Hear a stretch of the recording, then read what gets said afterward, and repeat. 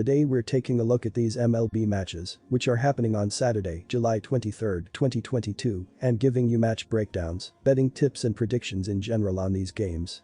Welcome back to High Stakes, let's get straight into it. Also, don't forget to subscribe to get notified as soon as we release these sport prediction videos, and if you would like more betting tips and predictions, then check out our Patreon in the link down below. Our new Patreon is a way for us to help you improve your chances of making more money. Multiple plans are available for each and every one of you. You can get 30 extra betting picks all the way up to 360 extra betting picks per month. Stop wasting hours of your time searching for bad betting picks that ends up costing you a lot of money. Join the High Stakes Patreon now and get the best betting picks. Going back to our video, we will give you 2 betting picks for each game, a team pick and a total pick based on facts and detailed explanation. So make sure to watch our videos till the end so you don't miss any of our picks. Cleveland Guardians vs Chicago White Sox. Our team pick is Cleveland Guardians for the win. And here is why. The Guardians will have Triston McKenzie make his 18th start of the season. McKenzie was brilliant in his previous start, tossing 8 shutout innings against the Tigers and earned the win to improve his season record to 7-6. The talented young right-hander has recorded 21 consecutive shutout innings and features a stellar 3.20 ERA and a 0.98 WHIP in 101.1 innings pitched on the season. McKenzie held the White Sox to 1 run in 4.1 innings in the only meeting this season and is 0-2 with an 8.63 ERA in 24 career innings against the rivals. Chicago will have either Johnny Cueto or Lance Lynn on the hill in Game 2.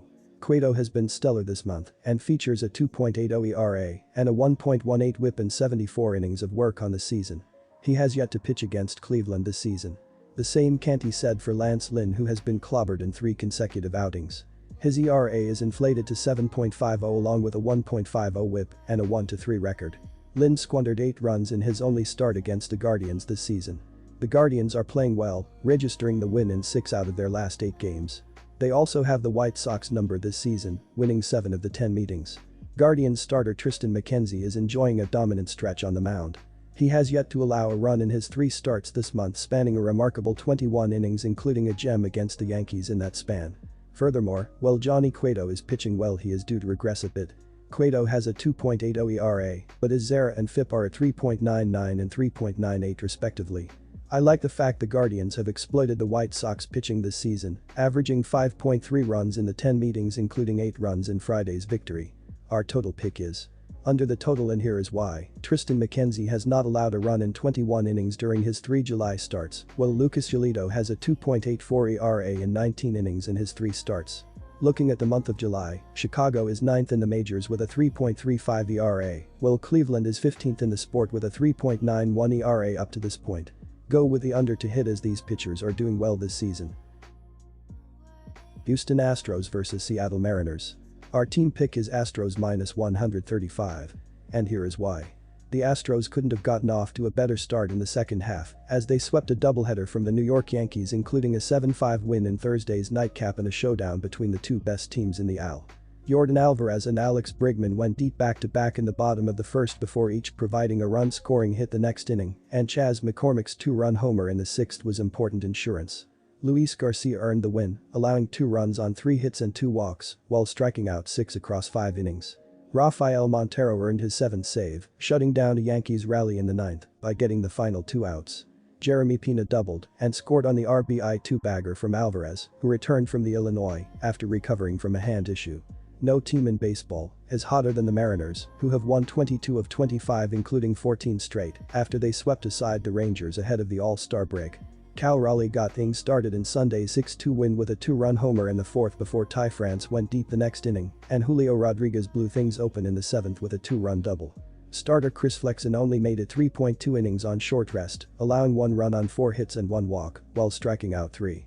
Ryan Borucki picked up the win with 1.1 scoreless frames. Sam Haggerty recorded 3 hits and scored a run. Even though the Mariners are hot right now, this is a different level of competition against the Astros with their best pitcher on the hill. Verlander has been terrific throughout the season, including against the Mariners, and Gilbert might not be able to keep up as he's slowing down some. Despite all odds, Verlander is better than ever coming off Tommy John surgery while approaching his 40th birthday, posting in 0.88 WHIP and 21.1 kBP%. Houston also owns one of the best defenses in the game, as its 113 WRC+ that ranks 3rd best should see improved scoring numbers the rest of the season. Gilbert has shown some signs of fatigue over his last 5 starts, posting a 4.18 ERA while failing to go more than 6 innings in any outing. The Mariners are a great team right now, but betting against Verlander is impossible at the moment. Our total pick is under the total. And here is why. The Astros are averaging 4.43 runs per game and 4.45 runs per game on the road. They averaged 3.67 runs per game in their last 3 games against the Mariners. With Seattle giving up 3.61 runs per game at home, the Astros will be held under their average in this game. The Mariners are averaging 4.14 runs per game and 4.07 runs per game at home. They averaged 4.67 runs per game in their last 3 games against the Astros. With Houston giving up 3.39 runs per game on the road, the Mariners won't score enough runs to push the score over the total. The Astros and Mariners played under the total in 4 of their last 6 meetings. Toronto Blue Jays vs Boston Red Sox. Our team pick is the Blue Jays with the money line. And here is why.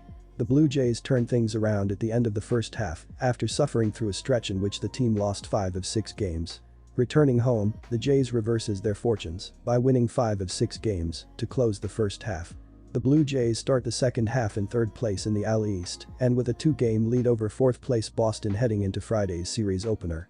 On Friday night, the Blue Jays' offense came alive to destroy Red Sox pitching in a 28-5 drubbing. Left fielder Lourdes Gurriel Jr. had a team record 6 hits and 5 RBI to lead a Blue Jays attack that set team records for runs, 28, and hits, 29, in a single game. Toronto scored 4, 7 and then 11 runs in the 3rd through 5th innings to put the game on ice. Just as the Boston Red Sox appeared to be getting healthier, newly returned starter Chris Sale was hit with a comebacker on the pinky on his left throwing hand against the hated Yankees to close out the first half. The broken digit will sideline the former Cy Young winner indefinitely and further strain the Red Sox depleted pitching staff. The Red Sox have struggled with injuries for much of the season, particularly with their starting staff. On Friday night, the team turned to righty Nathan Eovaldi as he made his 3rd start since returning from a back injury. Eovaldi was not up to the challenge as he lasted just 2.2 innings, giving up 8 hits and 9 runs before departing. The free-falling Red Sox are now 2-8 in their last 10 games. The Jays have the pitching edge with all-star Mano taking the hill. On the season, the Blue Jays are 11-7 in his starts this season, and he has been outstanding in his 2 starts thus far against Boston. Mano has pitched 14 innings and allowed just 9 hits and 2 earned runs in his 2 turns against Boston thus far. The Red Sox, entering this series, are at dismal 12-26 against the AL East this season and just 3-7 against Toronto as well. While Toronto is just 5-5 in its last 10 games, they are a solid 31-21 against right-handed pitchers this season. Look for the Blue Jays to back another solid outing from Mano and take the second game of this weekend set. Our total pick is under 10. And here is why. Both teams have remarkable lineups that can easily make this game a high-scoring one. However, this is a high total and both starting pitchers look to control this game from the first pitch. The Red Sox should limit the Blue Jays lineup that looks to regress after their 28-run game with Cutter Crawford pitching multiple strong innings with little to no contact from the Blue Jays hitters. The Blue Jays should eliminate the Red Sox lineup with Alek Manoah building off a 7-inning start where he allowed only 1 run and pitching multiple scoreless innings with weak contact throughout the game. The under should cover in a low-scoring game with both starting pitchers stepping up.